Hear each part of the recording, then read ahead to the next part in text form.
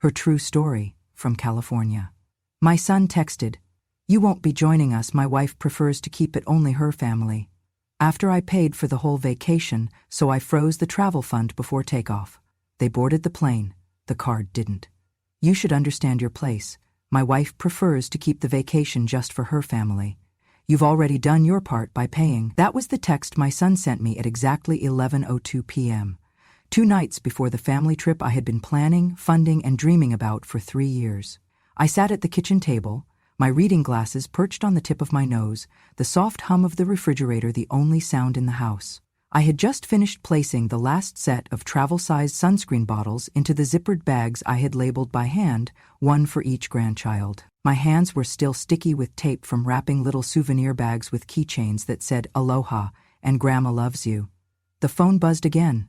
Another message. "Don't take it the wrong way, Mom. It's not personal. It's just simpler this way." I did not reply. I stared at the glowing screen until it went dark. Then I placed it face down on the table. He didn't call. He didn't say thank you. He didn't even bother to lie with kindness. Just a cold, quiet reshuffling of family, where the woman who raised him had become, in his words, not part of her family. I had known things were changing. It wasn't just the way Tanya, my daughter-in-law, corrected me in front of the kids, or the way she rolled her eyes when I told stories from when my husband and I first visited Hawaii on our honeymoon. It wasn't even how she started hosting holidays at her mother's house and forgot to mention it until the day before. No, what told me everything I needed to know was the way she had looked past me. Not through me, but past me, like a waitress at a restaurant that had already dropped off the check. Still, I never thought Nathan would go along with it. He had once written me Mother's Day cards that made me cry. He used to bring me pink tulips every March, even when he moved out of state. When he was a boy, he told his teachers I was his best friend. I kept the picture he drew in 2nd grade, the one where I had a cape and the caption said, "My mom saves the day." Apparently, I was no longer part of that story. I looked at the small duffel bag I had packed for myself. Inside were 2 sundresses I hadn't worn in years, a photo of my late husband I planned to place on the dinner table during our night at the beach, and a small box of matches for the candle I wanted us all to light in his memory. The candle was lavender, his favorite scent.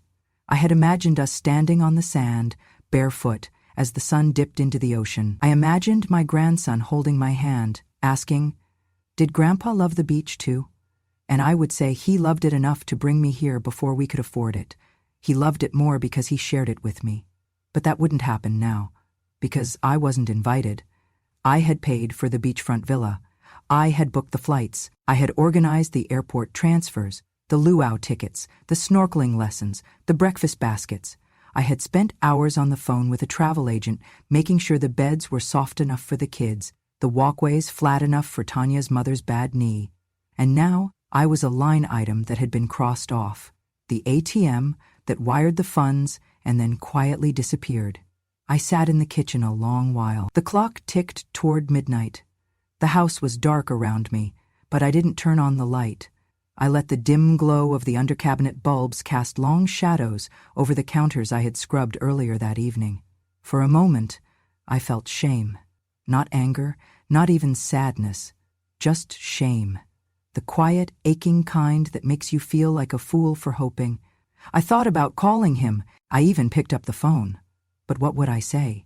"That hurts?" He knew that. "You've changed?" Of course he had. "Please let me come." I couldn't beg. Not after all I had given. I set the phone back down. Instead, I got up, walked slowly to my desk in the den, and turned on my old laptop. The screen blinked awake, sluggish but familiar. I clicked open the folder labeled Hawaii Travel Fund. There it was, the total I had been building toward since the day I retired, $21,763.84. It had started with $10 bills tucked away in envelopes. Then I began selling old furniture, then tutoring English online at night. Every dollar had gone into this trip. I had set up a travel fund account, linked the payments for the villa, the airline tickets, the services. I had also set up all the cards to pull from one primary source, mine, because I trusted them, because I thought trust was something I had earned. The cursor blinked. I hovered over the button that said, Freeze Account. A simple click would pause all payments. A phone call to the travel agency would halt everything. I didn't click, not yet. Instead, I opened a blank document and I started typing something else. Not a response to Nathan, not a plea, a list. A new list of names, women from the church who hadn't left the state in 20 years. My friend Carol, whose son hadn't spoken to her since she got cancer. Louise, who buried her husband last fall and still brought his photo to Bible study. Frances, who helped raise her grandkids but wasn't invited to their graduations. Beverly, who told me last month that no one had ever taken a picture of her on the beach. I saved the file. Then I went back to the bank page. I clicked freeze. A small box popped up. Are you sure you want to pause all linked transactions? I clicked yes. Another message. All linked cards will be disabled immediately. Yes. Then I sat back, closed the laptop, and took a deep breath. I picked up the souvenir bag I had made for my youngest grandson. I took out the keychain and placed it on the table. Then I unwrapped the others, one by one. And for the first time in 3 years, I let myself imagine a different kind of trip. One where I was not unwanted, not a burden, not a footnote, but a host. And I smiled. Not out of revenge, but out of something stronger. Clarity. It started with a jar. An old mason jar I kept behind the flower in the kitchen cabinet. I called it the dream jar, though nobody knew that but me. Every time I skipped buying something small, a bottle of vitamins, a movie rental, a new pair of house shoes, I'd take that money, in cash, and slip it into the jar. It wasn't much at first. $5 here, the welk there, but over time it grew, quietly, like hope tends to do. 3 years I saved. I canceled my cable. I stopped buying my favorite tea. I tutored students online for extra income, even when my joints ached and my eyes burned. I turned the heat down at night and wore double socks. I declined invitations to lunch, telling friends I had a tight month. They didn't know I was putting every dime into that jar. For what? For a memory. For one last beautiful moment as a family.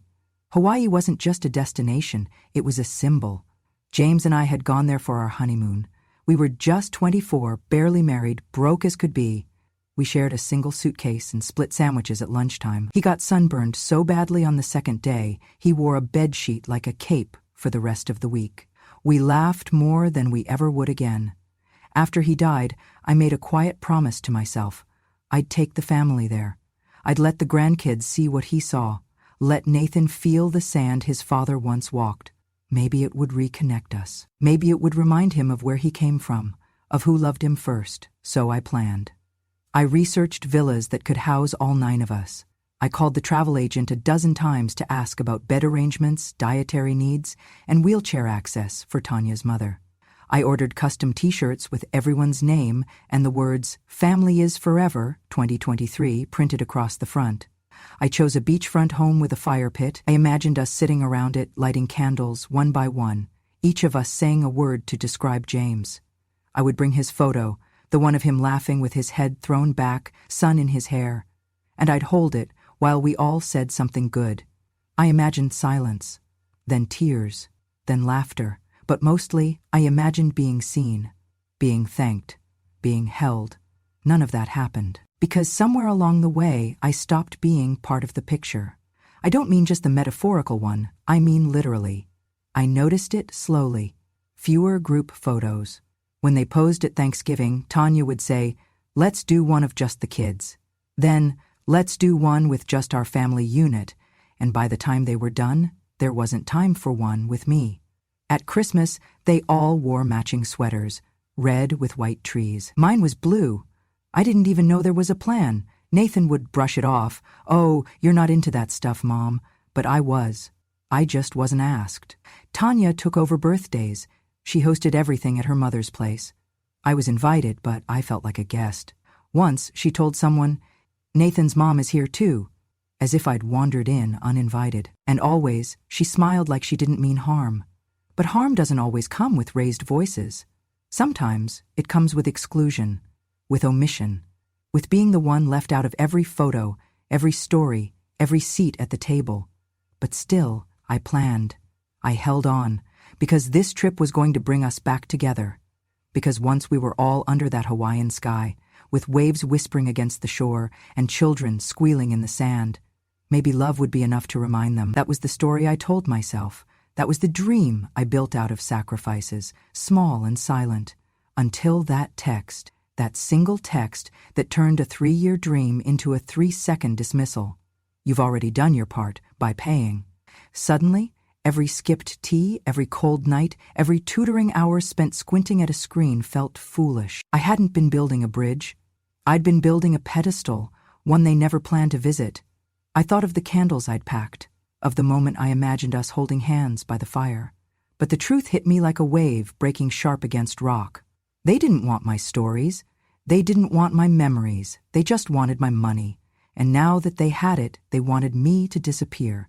That night I went to the closet and unpacked my bag. I set the lavender candle on the table beside James's photo.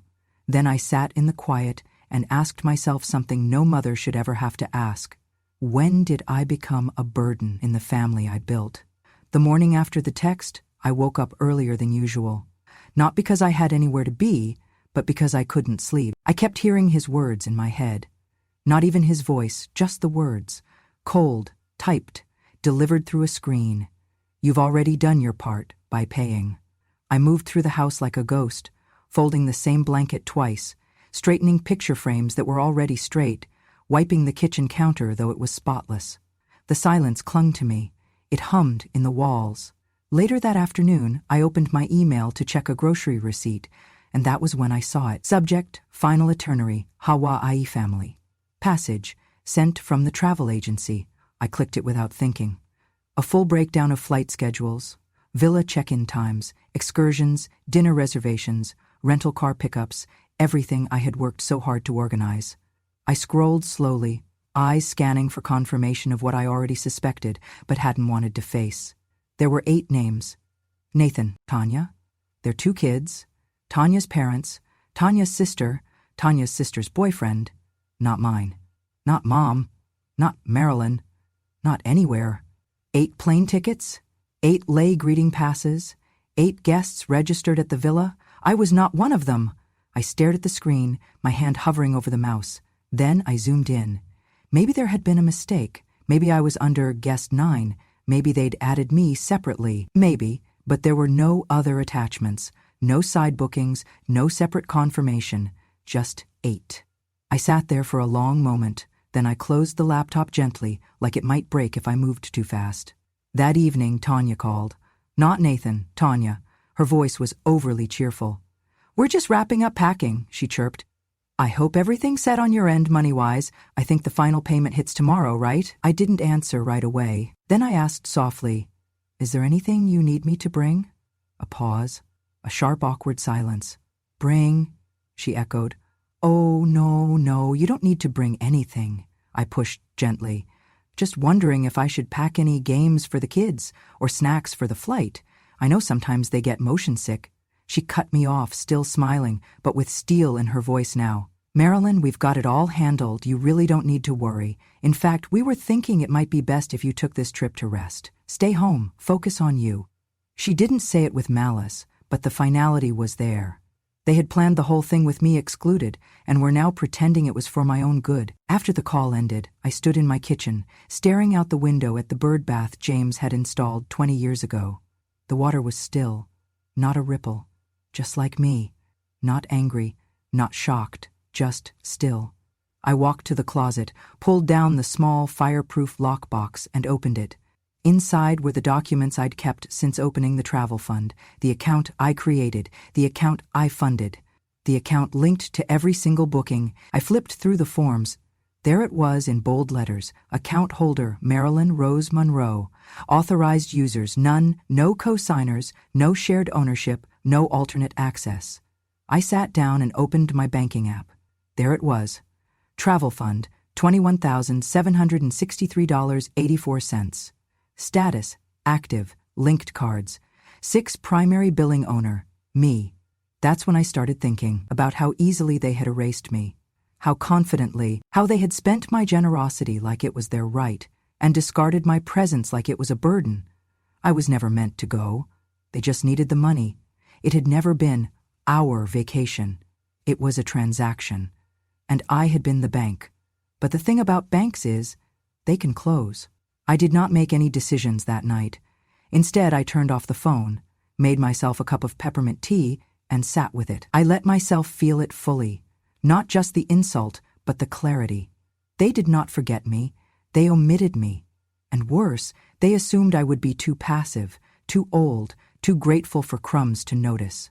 They thought I'd stay in the shadows and smile anyway. They forgot who raised them. I closed the app, and for the first time in months I slept through the night. I didn't yell. I didn't cry. I didn't call anyone to announce what I'd discovered. No dramatic phone calls, no explosive accusations. I simply made tea, sat in the chair James used to call the lookout, and stared out the window while my laptop blinked awake beside me. The house was still. No TV, no radio, just the wind tapping against the pane, and the occasional hum of the fridge. And in that silence, something inside me settled, not like calm, but like stone. I was no longer confused. I was no longer waiting for an apology. I was planning. I opened the banking application and scrolled to the travel fund section. My name was still at the top, account owner. I checked the linked cards, 6 in total. 1 for the resort, 1 for the car rental company, 1 for the airline, 3 for incidentals, food, excursions, entertainment, all set to auto-draw from the same source, my fund. I clicked the Settings tab. There it was, Transaction Lock Freeze Mode. I hovered over the toggle. A small note beneath it read, "Activate this setting to pause all outgoing charges from this account. Linked cards will be disabled. No new charges can be authorized without account owner verification." 1 click. That was all it would take. But I didn't click it yet. Instead, I opened another tab, the one for my calendar. I marked the departure day with a red circle. They were scheduled to leave LAX at 10:45 IEM, local time. If they arrived 2 hours early for check-in, that meant I'd want the freeze to begin at around 8:15 IEM, just as they queued up at the gate, confident everything had been paid for. That would be the moment the cards stopped working. But only if I told them not to. Only if I held the silence long enough. Still, I didn't press the button, not yet, because once you decide to stop playing the role people assign you, the good mother, the generous grandmother, the smiling supporter who never asks for anything back, there's no returning to that mask, and I wanted to be sure. So I gave them one last chance. Just one. I sent a message to Nathan, simple, soft. Me. Let me know if you'd like any help with the kids' bags or snacks before the trip. I can bring some extra motion sickness bands for Olivia. No reply. An hour passed. 2. I could see that the message had been read. Still nothing. No thank you. No acknowledgement. No we appreciate you. Just nothing. That's when I knew. There was no misunderstanding. This wasn't about miscommunication or forgetfulness or Tanya's preferences. This was about entitlement. About the quiet cruelty of people who think love is a one-way transaction. I was the vault, and they were cashing out. But not anymore. I returned to the banking app. My finger hovered again. Then, without hesitation, I clicked. The icon turned blue. The message updated. Freeze mode activated. All transactions are now paused. Manual authorization required to resume. Done. I stared at the screen for a moment, letting it sink in. There would be no confirmation email sent to them, no alert, no warning. They would find out the way I found out I wasn't invited, in the most silent, undeniable way possible. I leaned back in my chair, took a sip of tea and exhaled. It was not revenge, it was reality. A reality they chose. But that did not mean I had to fund it. Over the next 48 hours, I said nothing. When Tanya posted a photo of matching beach hats on social media, I didn't comment. When Nathan texted the family group chat a final, ready for takeoff message, I didn't respond. And when my youngest granddaughter sent me a voice note saying, "Grandma, we're going to see sea turtles," I saved it, pressed it to my heart, and said aloud, "I'm sorry, baby, but someone had to teach your parents the value of presents." Then I returned to my laptop and opened a new spreadsheet. This time, it wasn't for them. It was for me. I made a list titled, "Those Who Deserve to Be Seen." At the top, I wrote, Carol, Beverly, Louise, Frances, Nora, Denise, each one a woman like me, overlooked, underestimated, overused. and beneath each name I began mapping what a vacation could look like, not for reward, but for restoration, not out of pity, but out of power, because if I was going to be the one holding the checkbook, I would decide who was worth the trip. That night I slept with the window open. The wind whispered, like a secret finally spoken. They had their bags packed. They had their boarding passes printed. They thought the only thing left was the flight. But the flight runs on more than fuel. It runs on trust. And they had none left with me.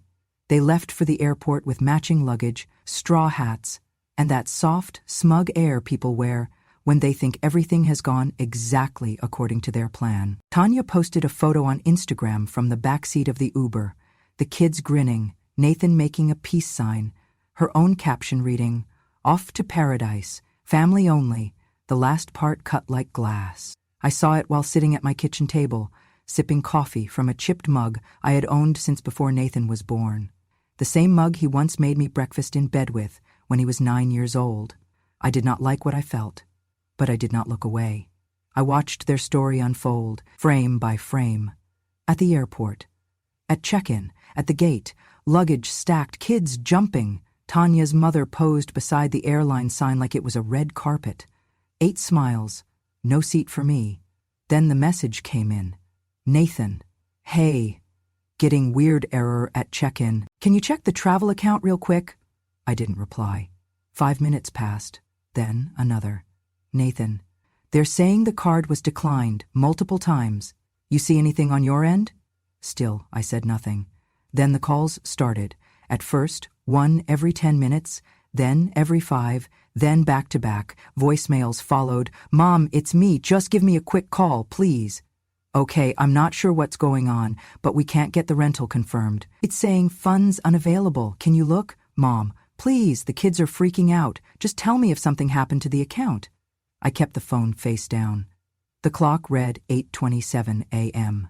The flight was scheduled to depart at 10:45 p.m. I pictured them standing at the counter, scanning and re-scanning those plastic cards, Tanya growing more frantic with each beep of denial, her parents asking questions in low, sharp tones, Nathan sweating, trying to pretend he was still in control. Then came a voicemail with a different tone, a low, urgent whisper. "Mom, I don't know what you did, but if this is because of the text, can we please talk?" No apology, no admission, just an offer to talk, now that their plans had fallen apart, and still I said nothing. The resort called next, not to my phone, but via email. Subject: Booking cancellation request confirmed. Dear Miss Monroe, we have processed the requested cancellation of your villa booking. Due to the account freeze, associated charges have been reversed. As per your authority as the sole account holder, no further action is required. We hope to welcome you in the future. I read it once, then twice, and finally I allowed myself a small, bitter breath of release. They would not be welcomed. Not there. Not now. Maybe not ever. At 10:40 a.m. Nathan texted again. "We're boarding. Call me, please." But I didn't. They took off without a place to land, because money is only a guarantee when backed by trust, and they had broken theirs. By noon I had over 50 missed calls, from Nathan, from Tanya, even from her mother. I didn't listen to any more voicemails.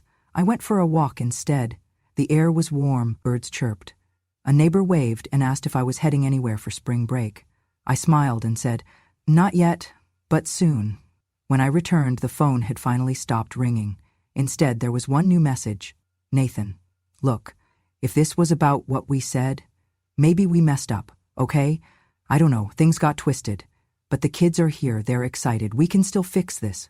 Please, just unlock the account. I promise we'll talk everything through when we get back." I stared at the screen.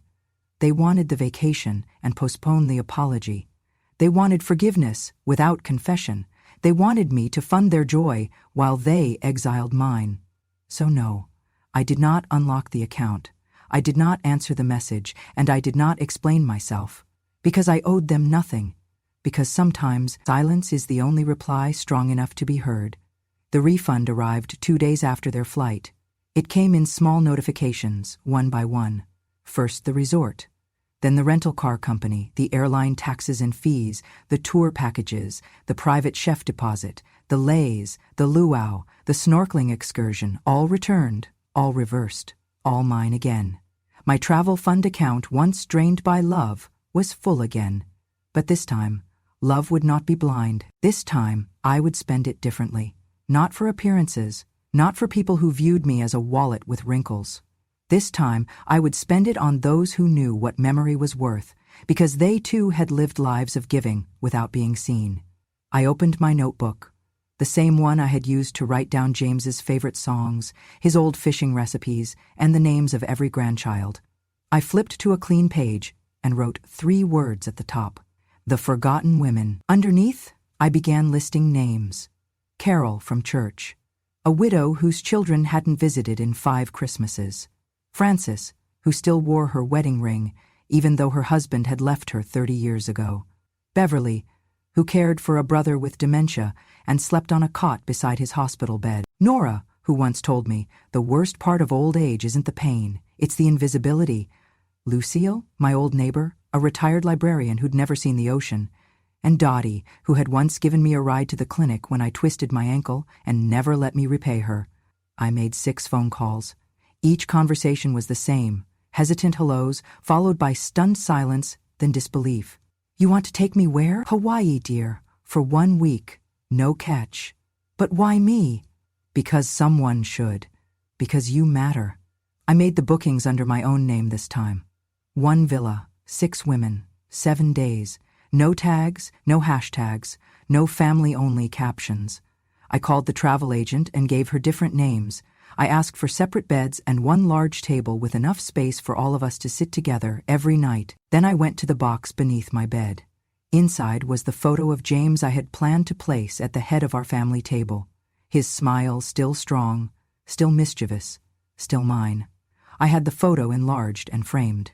Not in gold, but in soft walnut, the kind of wood that grows darker and more beautiful with time. I packed it in bubble wrap and placed it carefully in my suitcase. When we arrived at the villa, a place perched above the ocean, where palm trees swayed like slow dancers and the salt air kissed your skin before you knew it, I walked through the front door and set that photo on the dining table. No one questioned it. No one asked me to move it aside. That night, we sat together under hanging lights, the sound of waves whispering through the open doors. Carol wore a bright scarf and kept refilling everyone's wine. Beverly toasted to finally being somewhere I didn't have to clean after. Frances cried when she saw the view from her window. We didn't talk about who forgot us. We talked about who we remembered. We didn't compare scars. We showed each other the strength beneath them. And James, my James, watched it all from the center of the table, his smile never fading. Each night, we lit 1 candle beside his photo. Each woman said 1 thing they wished someone had told them when they were 30. I see you. You're allowed to rest. You don't have to earn love. Your story matters. You are not a burden. You were never invisible. On the last night, we walked the shore in silence. The stars were so close, it felt like you could reach up and tuck one into your pocket. The water curled around our ankles. The moon made silver of every wrinkle and curve and scar. I looked around at the women beside me, women who had given without asking, loved without limit, endured without applause. And I realized something. I hadn't just taken them on vacation. I had brought them home. To each other, to themselves, to the reminder that memory, when shared with the right people, becomes more than a flash in time. It becomes legacy. The email arrived 3 days after they returned. I had just come back from a morning walk, the ocean still whispering in my ears. My suitcase was halfway unpacked, with a half-eaten pineapple wrapped in the fridge, and the scent of plumeria still clinging to my clothes. I sat down at my desk, opened my inbox, and there it was. Subject: Just want to clear the air, from Nathan. I stared at it for a long moment before clicking. Hi, Mom, we're back now. It was, well, not quite what we imagined. A lot went wrong, obviously, and I guess some of that was our fault. I'm not saying everything was handled perfectly. Maybe things could have been communicated better. Tanya says hi, by the way. She was really stressed and didn't mean to exclude you like that. I think maybe she just wanted the trip to feel a certain way. You know how she gets about structure. Anyway, I've been thinking, maybe we weren't fair. Maybe we messed up. But we're home now and trying to sort through a lot. Honestly, the kids are confused, and we're trying to shield them from too much drama. That said, we're in a bit of a bind financially.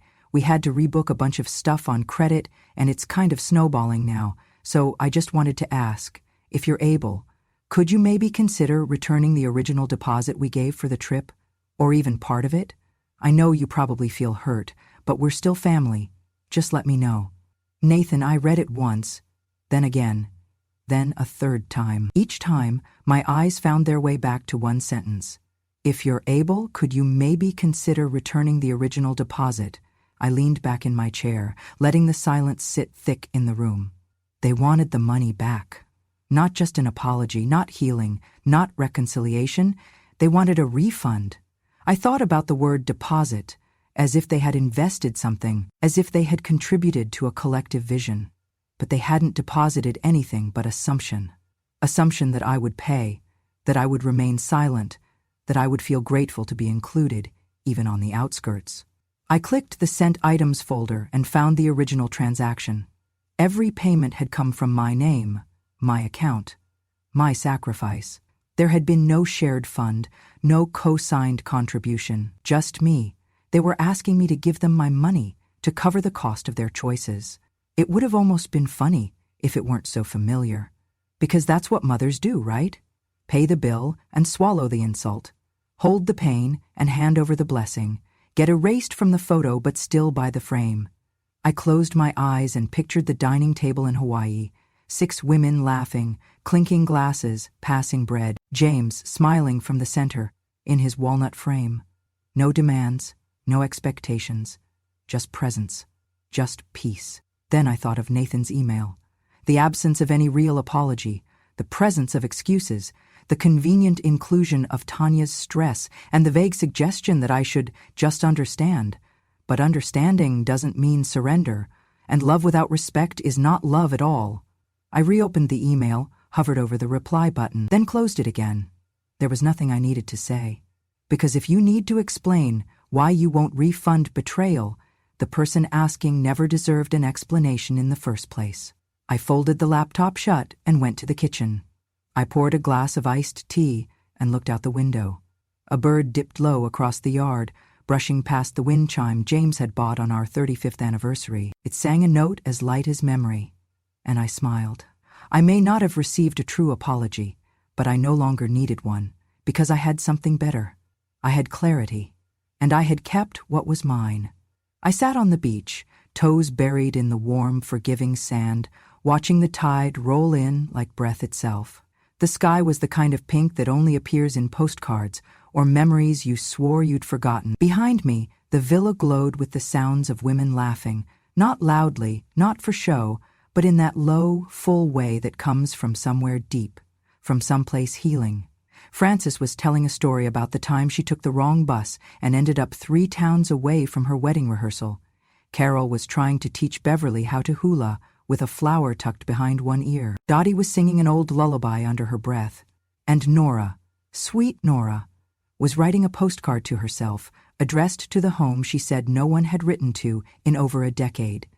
I watched them and thought, this is what family looks like when no one's trying to impress each other. Just presence. Just joy, just permission to be. It had taken me a long time to understand that love doesn't come with volume, it comes with consistency, with showing up, with listening, with choosing someone even when they're no longer convenient. That night, after dinner, we gathered outside on the patio. I pulled out the candle. Lavender, the last one. I had brought 7. 6 were already lit, each one by a different woman, each one carrying a memory, a name, a goodbye they'd never been allowed to say aloud. Now it was my turn. I set James's photo at the center of the table. The women fell quiet. I held the matchstick in my hand. This, I said softly, was supposed to be for all of them, for my family. But I think maybe it was always meant for this. I struck the match. The flame flared, then steadied. I lit the candle and watched the wax begin to melt, slow and certain, like time itself. One of the women, Beverly, reached over and touched my hand. I didn't think I'd feel this again, she whispered. Peace, gratitude, like I mattered. She looked at me, tears welling in her eyes, and I didn't think it would come from someone like you. Someone like me? I asked, smiling. Someone who knows, she said, what it's like to give everything and still be left outside the door. I didn't respond. I just held her hand a little tighter. After the candle burned for a while, I stood up and walked down to the edge of the beach. The women followed behind me, slowly, barefoot, each carrying a seashell or a ribbon or a single written name tucked in their pocket. We formed a circle in the sand. No ceremony, no script, just silence. And then I said it, not to them, not even to James, but to the part of me that had needed to hear it most. I'm not sad anymore. Because I wasn't. I wasn't angry either. I wasn't waiting for Nathan to call. I wasn't hoping Tanya would realize what she'd done. I wasn't holding out for some teary reunion where everyone finally understood how much I had carried. I had stopped carrying it. And for the first time in decades, I felt light. I thought about that email, that pathetic, calculated attempt to turn apology into negotiation. I thought about the years I spent trying to be enough for people who only saw me when they needed something. And I smiled. Not the kind of smile you wear at family gatherings where you're handed a paper plate and told to sit at the kids' table because there's no more room. No. This was the kind of smile that comes when you realize you were never the problem. You were just giving your best to people who'd already decided it wasn't enough. That's when the words came. Quiet as the wind. Kindness breeds entitlement. So I erased that kindness. And now I owe nothing to anyone. Not because I was bitter, because I was finally free from expectations that had only ever drained me. Free from the weight of false belonging. Free from the performance of motherhood that required constant sacrifice without ever being asked, "And what about you?" I stood at the shoreline and let the waves come to me. They wrapped around my ankles and pulled at the sand like they were saying, "Let it go." So I did. I let go of the dream of a family that would hold space for me. I let go of the house I helped build but was never welcomed in. I let go of the quiet, endless reaching for approval I'd already earned 1,000 times over. And what remained was this: a handful of women, a villa glowing behind us, a husband's smile frozen in a photo, and a heart no longer begging to be seen. I turned back and looked at them, my chosen family, and thought, I was never left behind. I simply found the ones who were walking my way. If this story touched something deep in you, if you've ever poured your heart into a family that forgot you, if you've ever been erased and had to write yourself back in, then you belong here. This is Grandma True Stories, where silence becomes strength and memory becomes power. We tell the stories no one else dares to, of mothers discarded, of women who endured, of legacies rebuilt, not with noise, but with truth. So if you believe kindness isn't weakness, but wisdom that waits, if you believe that being forgotten isn't the end of your story, but the start of a better one, subscribe to Grandma True Stories today. Because when a grandma speaks, the world finally listens.